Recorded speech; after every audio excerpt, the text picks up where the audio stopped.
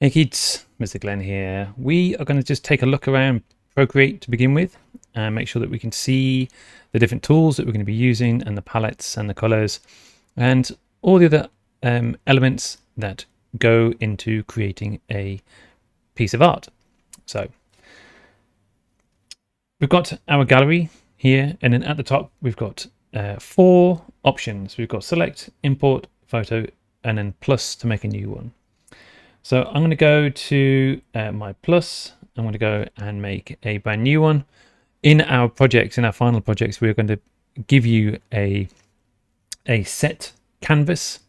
And so this is going to mean that when we come to print it, you're going to have a LP cover like this one. You can see it says Year 6 LP cover. That's what we're going to be using in our artwork. But just for this one, we're going to create our own, and we're going to go and build something like this, a little square icon down here. And this is just for us to get used to the paints, the size of the brushes, the tools that we're going to use, whether you're using a paintbrush, something called monoline, whether you're using a fill tool, whatever you're using. Okay, so we're going to go to square, this one here at the top. We're going to use a square. So I'm going to go and open that one up, finger. There we go, and got a fair square. Now you are able to resize your canvas in any way you like. Okay, and then we've got some tools across the top, and we've got some tools down the side, and these ones are quite important. Because when we go and use these, we can go and use the plus on here to preset, and it'll make a little marker on there. So if I put this up to say 10%, for example, like that.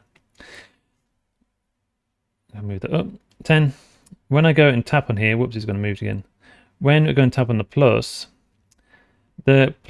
will put a marker on here, so you can go and get the sizes back again, which is really super handy for when we come to make our artwork. Hit the minus to take it away. This one here is our opacity, and here you can see how strong or how thick the paint or the pencils or the ink is going to be. So when I paint on here, let's go and get a regular size here. Go and get a color, which is in the corner. Go and get any color I want. Let's go and get a blue to begin with. Okay, so then I can paint, and I can make this really light. And you can see that when I paint on here now, it's actually working a lot like a marker, and I can go and just build on top of this all the time. Make it full. You can see that the harder I press as well on here, you can see that it makes a thicker line. Now, mistakes, you can just use two fingers to tap on the screen to go and undo is really handy. Okay, so you can follow along with me right here. I'm going to go and undo all these. But if I go too far, I can use three fingers, and then I can just go and tap and bring it back again. So if I go too far, I can just undo. It records pretty much everything we want on our screen. So as I mentioned, we've got our colors over here. We've got our color palettes here. Now, our palettes come in different shades, different types, and we're going to use specific palettes later on. And so we've got our disk, and we can go and create our disk. You can see I've got a history here. I've been using a thing called a pink sunset to go and create some artwork before.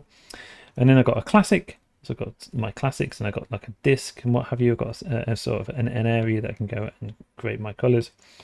And then I've got harmony, which allows me to go and use two colors. I'll move that up. I can use two colors that work together with each other. So if you are thinking about colors later on, about colors that go together, you can use this harmony, and it'll bring the two colors together. Values.